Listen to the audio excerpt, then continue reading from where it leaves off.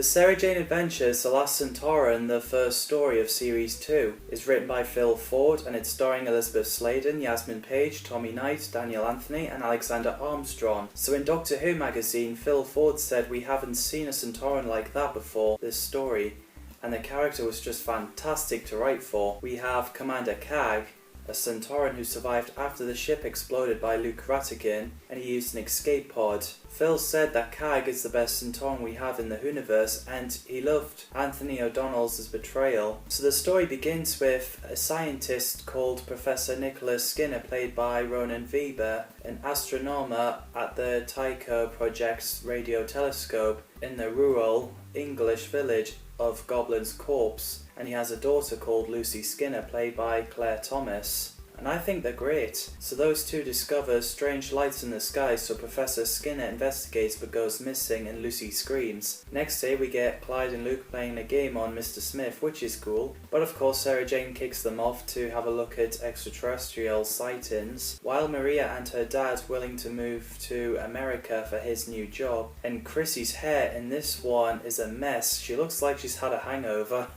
So Sarah Jane, Luke, Clyde and Maria drove to Radio Telescope and Lucy ran to them and fainted as her dad is missing. So Clyde and Luke went outside to look. I always like the chemistry between Luke and Clyde. We can tell that they are best friends. So they see something invisible and they also get chased by a Sontaran, which is intense. So Lucy's father came back, who seemed emotionless, and asked Sarah Jane and Maria to leave, and they knew there was something not right about Professor Skinner. He seemed scary the way he went towards Lucy. So Sarah Jane and Maria found Luke and Clyde. She uses her sonic lipstick to reveal what the invisible round shape it is. It was the Sontaran space pod, which definitely scared Sarah Jane because she's met one twice before. First time in the Time Warrior, and second in the Sontaran experiment.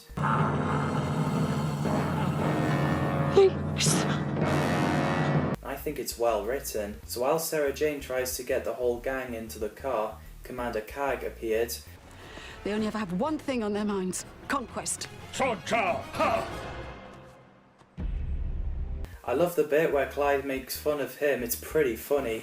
Sontarans are the great monsters to make fun of, so they make a run for it. Sarah Jane and Clyde went back to the lab and realised that Professor is mind controlled, so Kag appeared while Maria and Luke are in the shaft. Kag starts to realise that Sarah Jane has met Sontarans before a long time ago, and we see a scar on Kag's face and hand. I should take you back to Sontar to pay for his crimes, for what he has done to me. The Doctor did that to you. Because in the events of Doctor Who The Poison Sky, where Luke Ratigan blew the whole mothership up and destroyed Sontarans, leaving Kag the only survivor. Sontar! Ha! One.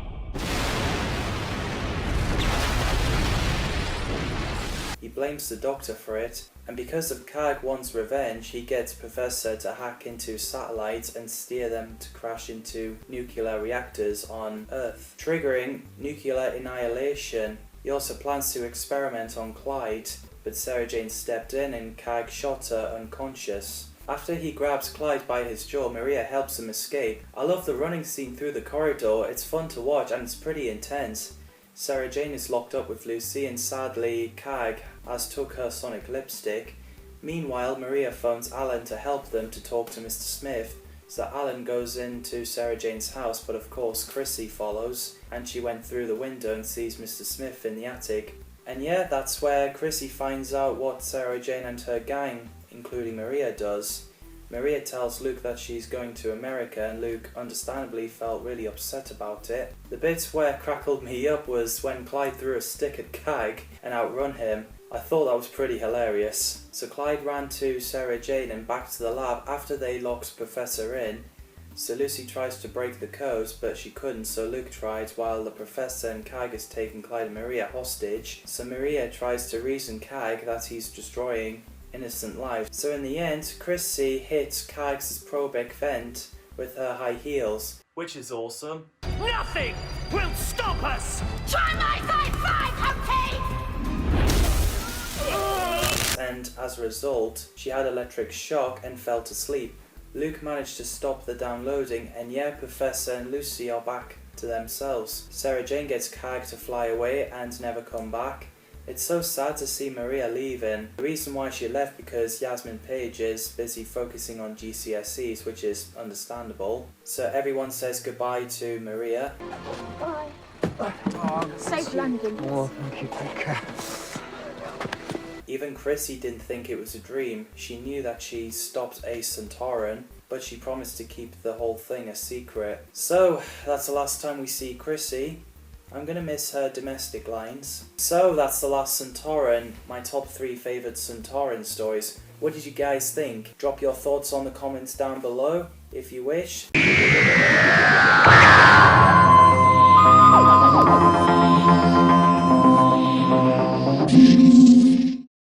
The Sarah Jane Adventures, The Day of the Clown, the second story of Series 2, is written by Phil Ford and it's starring Elizabeth Sladen, Tommy Knight, Daniel Anthony, Anjali Mohindra and Alexander Armstrong. So yeah, the story introduces a main character called Rani.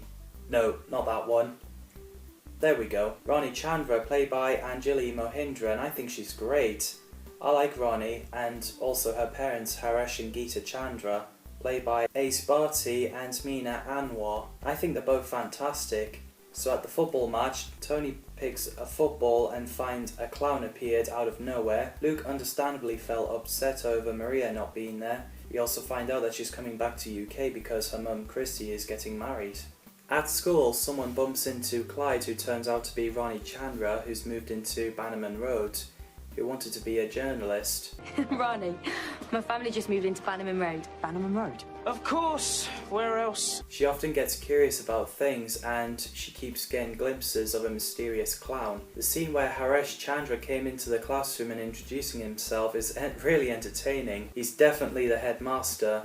He also mentions that Mr. Blakeman is gone along with Mr. Jeffrey because obviously they're Slitheen. And he also mentions about the third child being missing and tells everyone that if they see anything or anyone suspicious, contacts the police. So Sarah Jane went over to Chandra's house to meet Geeta and giving her some snacks. She scans around to see if Maria has left anything behind, but turns out she hasn't, so she left. It was really funny when Clyde threw a ball at Haresh and he sends him to his office. It also amused me when Clyde said being funny is a curse. Him and a wolfman, life is just one big shaggy dog story.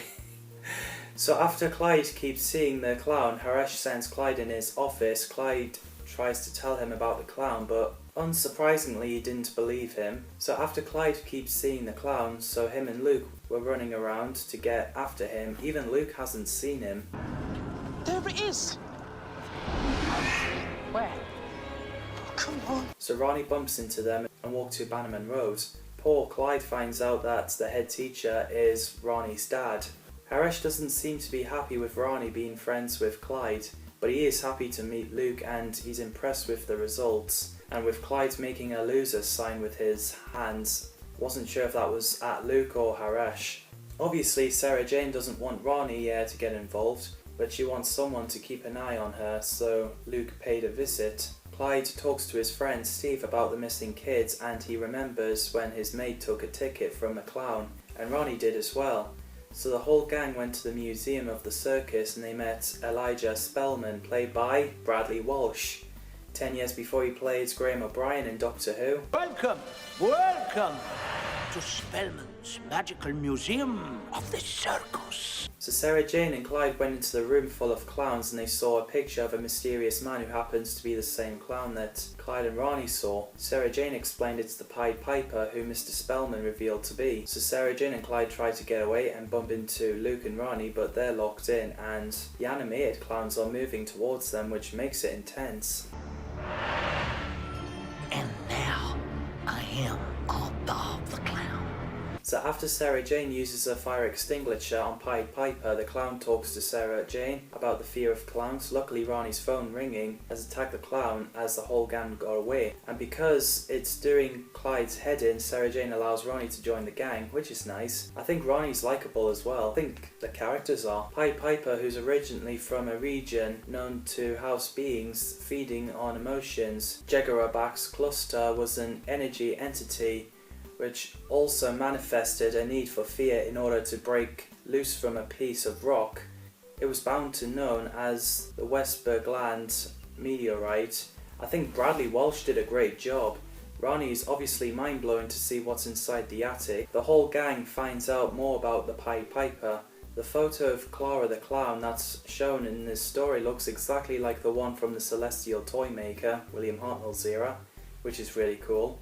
Luke was confused about Sarah Jane fearing of the clowns after all the travels with the Doctor. Sarah Jane mentions that she was frightened of a clown marionette owned by her aunt Lavina when she was a child, and yet her aunt appeared in Canine and Company. Floella Benjamin came back as Professor Rivers, which is great. Yes. Because I like the character, she should come back and meet the Doctor. So when Sarah Jane sees her, Professor Rivers thanked her for solving the situation involving Nathan Goss, who's the child Slovene disguised as Nathan. Sarah Jane borrows a piece of meteorite to give to Mr. Smith. The bit where a lot of balloons fly down and the school kids grabbed it and walked from school is pretty grim. Okay, this does not feel good. I love the bit where Sarah Jane is in the halls of mirrors. It's pretty scary. So Pied Piper is aware Sarah Jane is still scared of clowns, but Clyde tells funny jokes to defeat the Pied Piper, and he's forced back into the fragment of the meteorite, which he puts into an alien box from which nothing can escape from. Yes, Ronnie decides to join the whole gang. I love Clyde's response when the new headmaster is cooking him tea, when the whole gang is having tea at Ronnie's. Look at me with my new head teacher cooking me tea! The universe really is a surprising place. I really enjoyed this episode. I think it's scary for a kids program. Not sure if my friend Lee can watch this, because his response might be something like... Yeah. What did you guys think of The Day of the Clown? Drop your thoughts on the comments below.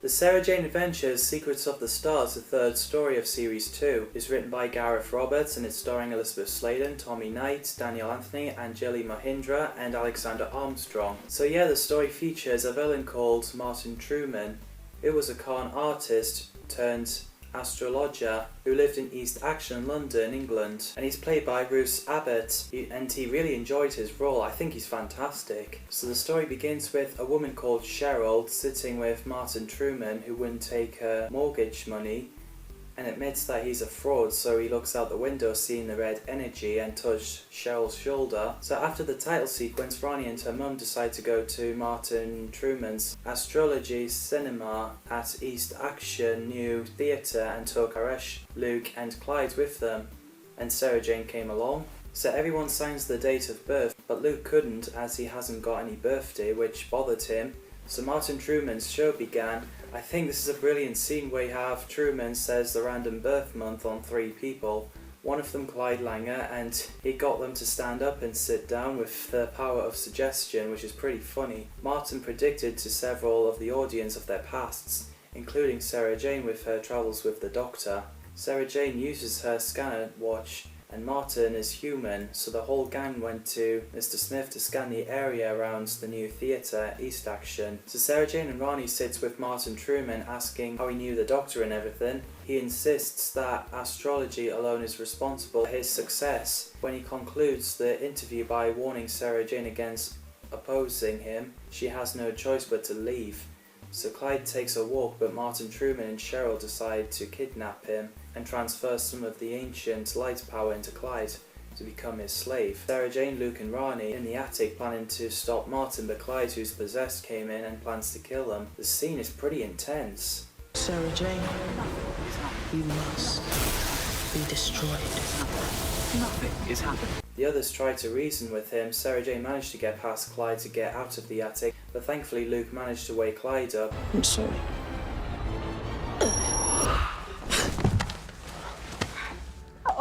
Meanwhile, Martin Truman is on live and got people possessed, including Geeta. Haresh was freaked out. This is mad. All because of that man on the television.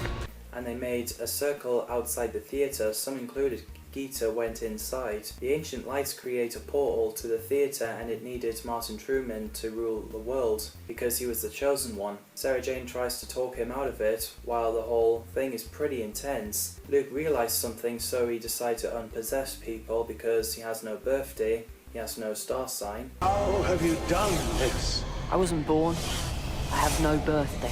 Because Martin Truman couldn't bear returning to his old life and chooses to become one with the stars, he got himself disintegrated into space, which is a sad moment. So in the end, everyone has no idea where Martin is, and a nice moment where Sarah Jane and Luke decide to pick a day as his own equivalent of a birthday. So that's Secrets of the Stars. It's an interesting story, I have to say.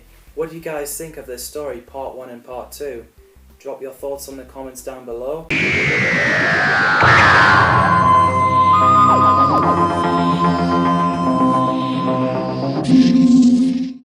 The Sarah Jane Adventures, The Mark of the Berserker, the 4th story of Series 2, is written by Joseph Lidster, and it's starring Elizabeth Sladen, Tommy Knight, Daniel Anthony, Anjali Mahindra, Yasmin Page, and Alexander Armstrong. So, this is a Sarah Jane Light story, as Elizabeth Sladen is busy elsewhere, which is why she's got a minor role in this story. Just like Dr. Light episodes Love and Monsters, Blink, Turn Left, and Torchwood Random Shoes, where the main cast, except Gwen, were barely in it. And Adrift. Also, last time Sarah Jane Adventures story had the Sarah Jane Light story was Whatever Happened to Sarah Jane, with Maria as the main character, alongside her dad, Alan.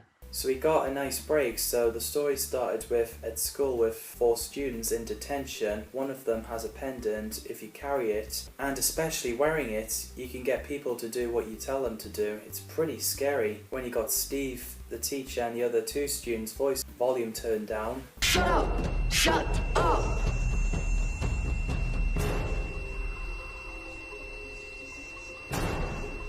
So he ran to the toilets, drops the pendant, and Ronnie picked it up. So after the title sequence, Sarah Jane dropping Luke off to Clyde's house as she's going away in the weekend, we introduced to Carla Langer, played by Jocelyn G. Easton, and I think she's outstanding. I definitely would buy That's Clyde's mum.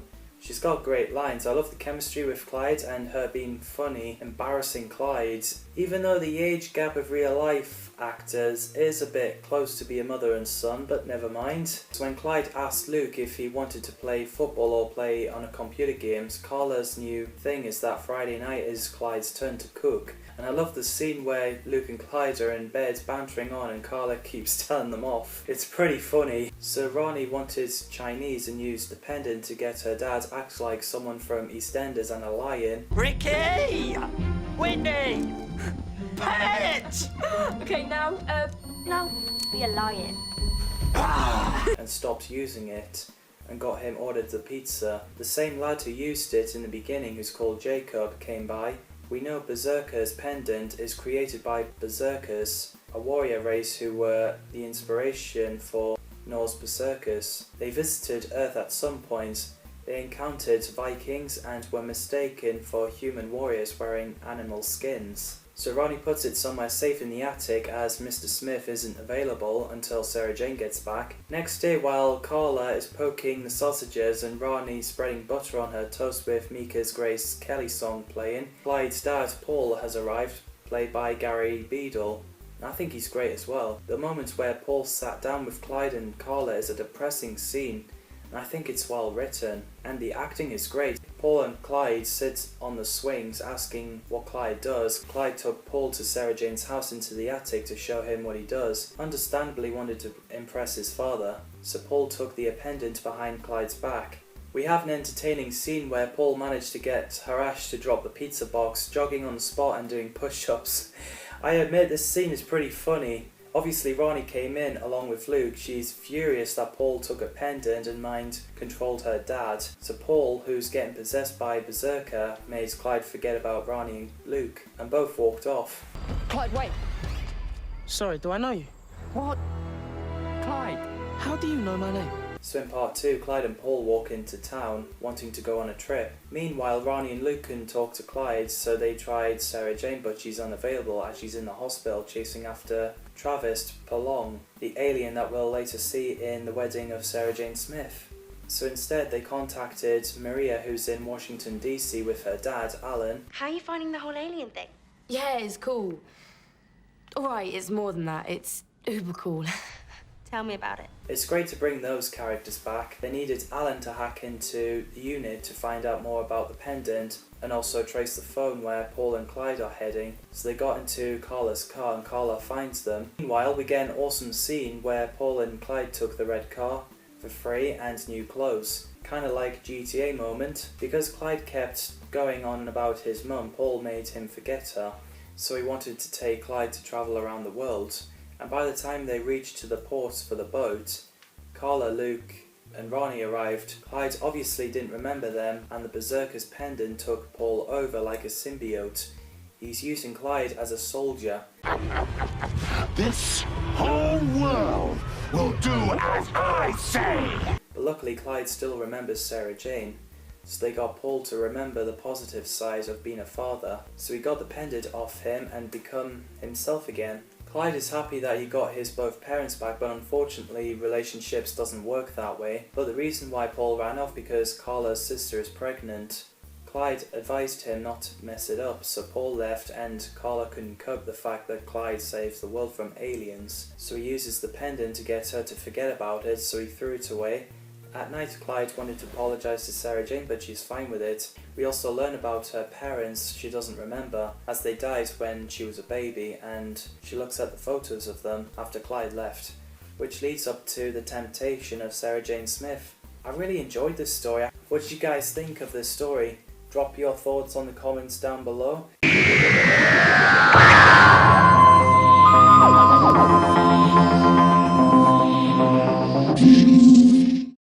The Sarah Jane Adventures, The Temptation of Sarah Jane Smith, the fifth story of Series 2, is written by Gareth Roberts and it's starring Elizabeth Sladen, Tommy Knight, Daniel Anthony, and Jilly Mohindra and Alexander Armstrong. So the story focuses on Sarah Jane Smith finding out more about her parents. So the story started off with a boy from 1951 running in the street in modern day, so Ronnie, Clyde, Luke and Sarah Jane gets after him and eventually puts him back in his time. This is exciting stuff. It was a time fissure that they went through, a weakness in time and space, a rent in the fabric of the web of time itself. Sarah Jane finds out she's in Foxgrove in 1951, so she quickly went back to that time and closed the portal. Obviously the teens wanted to have a look, but Sarah Jane wouldn't allow it. She mentioned that the Doctor knows what he was doing most of the time. The bit where Trickster appeared, I was like, oh my god. What's going on here? So the whole gang went home. Sarah Jane tells Luke that her parents died when she was a baby.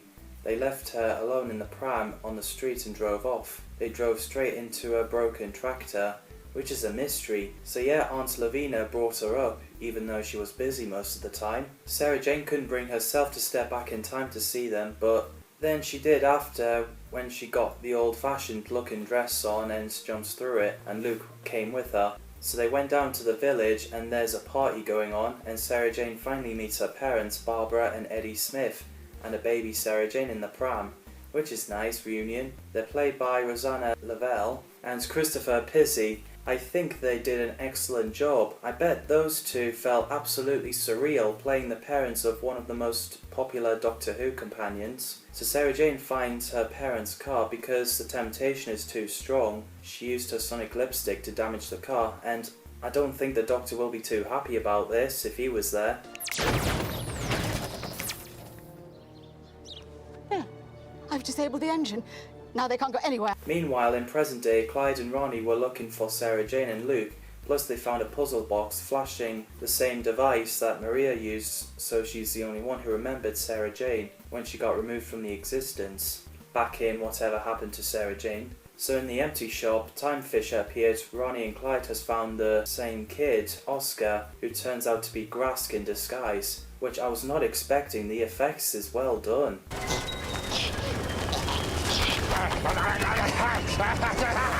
Because of what Sarah Jane has done, the world is spinning around with nasty wind and bins and cardboards flying away. Everything just went down. The whole city is destroyed, like there's barely anything left. Sarah Jane and Luke went back to 1951 after they saw their time to fix the time. Turns out Sarah Jane gave the trickster the Earth, So while Clyde and Ronnie are walking around in their alternative timeline, Sarah Jane and Luke figure out how to stop the trickster.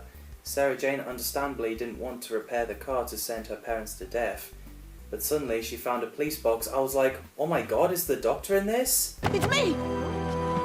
Doctor! You won't find a doctor in here, my love. What do you want?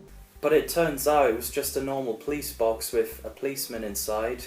I was like, ah. So Clyde and Ronnie found people as slavery kept digging, and there was Geeta, who doesn't seem to know Ronnie, and tells them that the world is ending and Grask made them dig. This is a sad scene. So after Sarah Jane and Luke asked Barbara and Eddie if they've seen anything strange, they walked off and Barbara went with them. So Clyde and Ronnie talk to a Grask. We find out that he almost died in space, but he's saved by the trickster in return for eternal servitude. After he refused to Ronnie and Clyde, they reasoned with him by telling him that the trickster is using him as a slave, so he agrees to help. And Clyde promised he will give him the puzzle box in return. Not sure how Sarah Jane would feel about this. So Ronnie went through the portal to 1951. So Sarah Jane is scanning around. Ronnie bumped into Eddie and baby Sarah Jane looking for the old Sarah Jane. So she heads off and Eddie followed because he figured out that there's something not right. So after Eddie took Barbara away and we find out that everything they touch turns rotten, like fruit for example, Trickster appeared in front of Sarah Jane, Ronnie and Luke, who got stronger, so Sarah Jane repaired the car with her sonic lipstick. Will step from this door and consume this world in chaos. Then Barbara and Eddie appeared and found out who Sarah Jane is, their daughter from the future. It's a lovely moment, it does make you want to cry. We found out that they drove off to save Sarah Jane, not abandoning her. I knew the dangers, but I just couldn't stop myself. I had to see you. I'm so glad you did. So am I. So as a result, Trickster has grown weaker and disappeared. Timeline is restored, so Sarah Jane, Luke and Ronnie came back in their time. Clyde gave the Grask a puzzle box and disappeared. Back at Bannerman Road, Ronnie reunites with her parents, alive and well, and, well, she has to tidy up her room. Normal life, eh? After Clyde went home, Sarah Jane is happy that she knows why her parents left, and Luke is happy that Sarah Jane is his mum. So they end it with the shot letter saying, "Mr. Smith, I need you." So that's The Temptation of Sarah Jane Smith. It's a great episode. It doesn't feel like 25 minutes, it feels quicker than that. Maybe because I really enjoyed it. What did you guys think of both parts of The Temptation of Sarah Jane Smith? Let me know in the comments down below. And the final episode of Sarah Jane Adventures Series 2 coming up is Enemy of the Bane.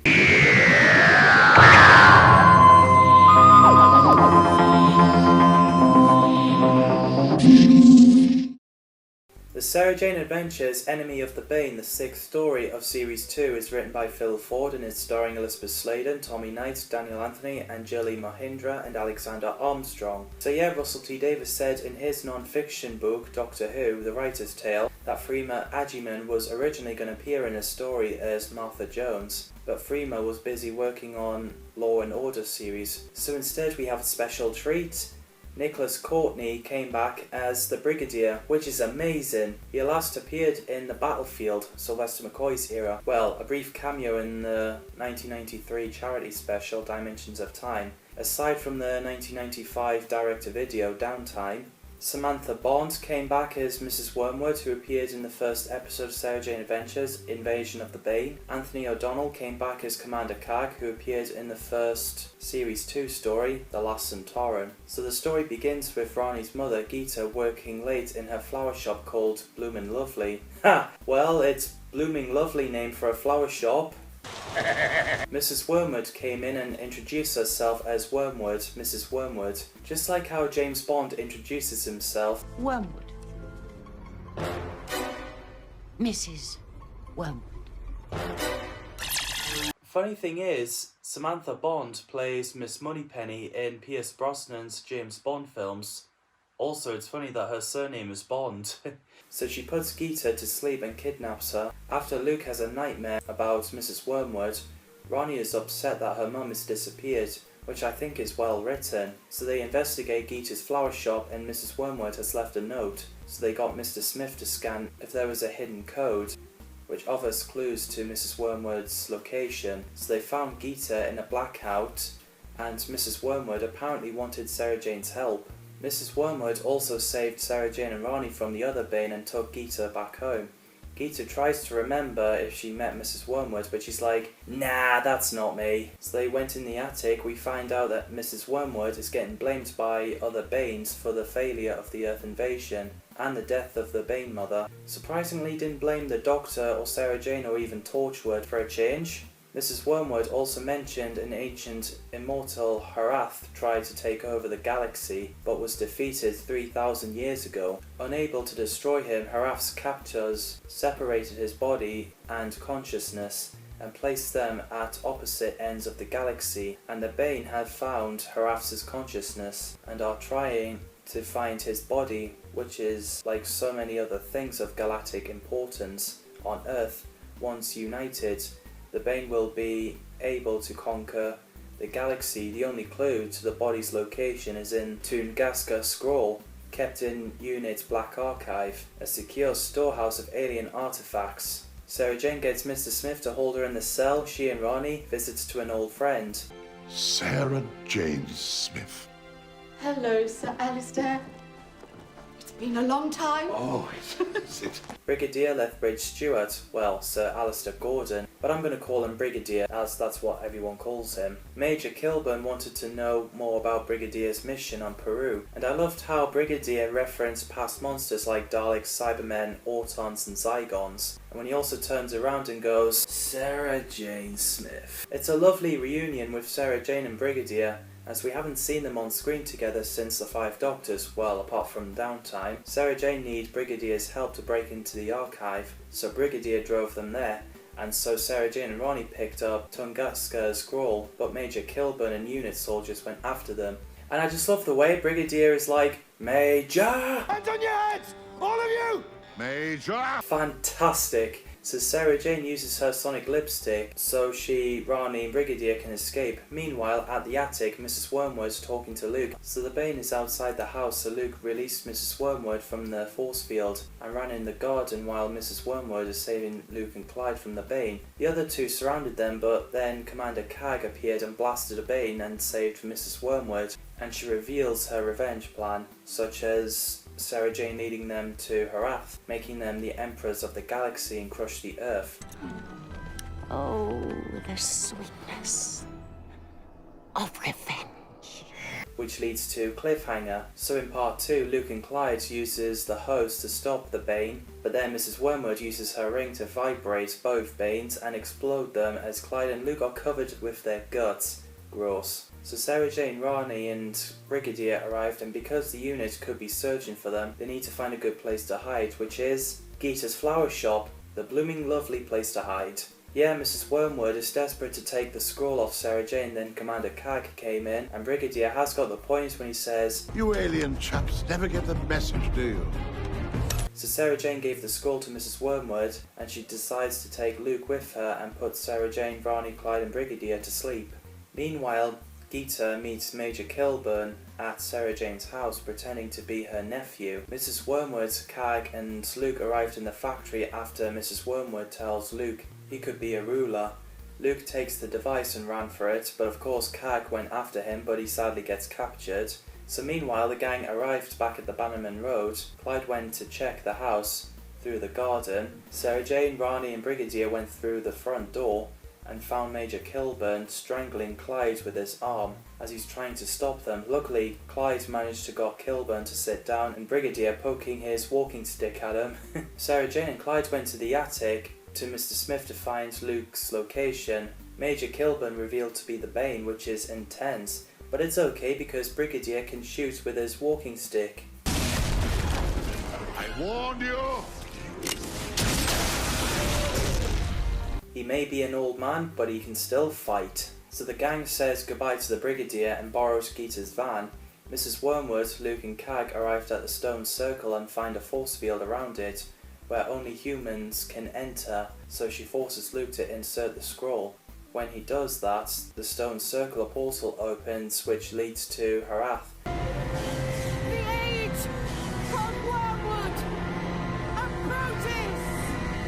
So Sarah Jane arrives just as Mrs. Wormwood gets Luke to be a god, and she's his mother, but Luke says Sarah Jane is his real mother. Mrs. Wormwood was about to kill her gang, but surprisingly Commander Cag saved them. Well, that's because he wants to regain his honour. So he pushes Mrs. Wormwood into the portal along with himself, trap themselves into another dimension and a portal closed. It's a cool looking effects, and it's amazing that Sarah Jane has got another sonic lipstick, so she used that to destroy the scroll.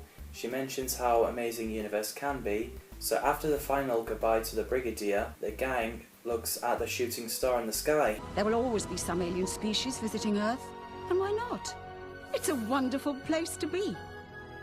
Just remember who lives here. So, that's Enemy of the Bane, and it's another great story. Like I said, it's so great to see Nicholas Courtney return as the Brigadier, and it's a shame that he passed away not long. Rest in peace. So, what did you guys think of this story? Part 1 and 2? Let me know in the comments down below. And this is the final Sarah Jane Adventures Series 2 story, plus I'm going to include Comic Relief Special as it's on the Wikipedia list of Sarah Jane Adventures serial. I mean the story's nothing to do with fair breakfasts.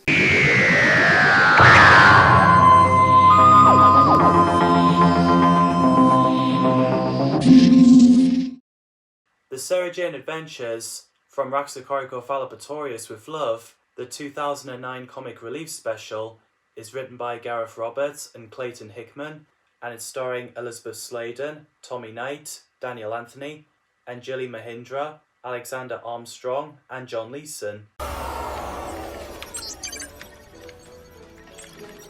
Right, Mr. Smith. That's everything checked. The whole gang is talking to Mr. Smith, so the whole room is shaking, and Ambassador Ronnie appears, played by Ronnie Corbett, as he's there for comedy. I think he claims that he represents the Galactic Alliance and gives them all gifts for defending the Earth so valiantly. The Galactic Alliance have beamed me here to convey our gratitude to you, Sarah Jane Smith. When he sits on the chair, he kept farting, which is a funny scene, and the whole gang suspected that he could be the Slitheen. But Ranius denies it, but K9 appeared and confirms that Ranius is a Slitheen. But he clamps on K9, but he then reveals that he is a Slitheen who looks like a child Slitheen, revealing his plan. But Sarah Jane uses her sonic lipstick to release the feet clamps and put it on Ranius's feet, and Mr. Smith sent that Slitheen away. And it's funny that even Sarah Jane is making fun of this mini episode, saying the funniest 5 minutes of her life. And it's good night from him. You okay, Mum? You know, I think that was the most bizarre 5 minutes of my entire life. And ending it with K9 with a red nose, showing us the red-nosed deer. Apparently the gag of Ronnie Corbett's characters from the two Ronnies, and when he said to Ronnie Chandra that they could be two Ronnies, both the visual of Corbett sitting in the chair and his mention of 4 candles or 4 candles, and Sarah Jane saying it's a good night from him is a catchphrase Ronnie Barker. So yeah, I actually enjoyed that one. I thought it was quite funny. What did you guys think of From Raxacoricofallapatorius with Love? Just saying the title to give this video an extra few seconds long. Anyway, drop your thoughts in the comments down below. As always, thanks for watching, and see you in the next video.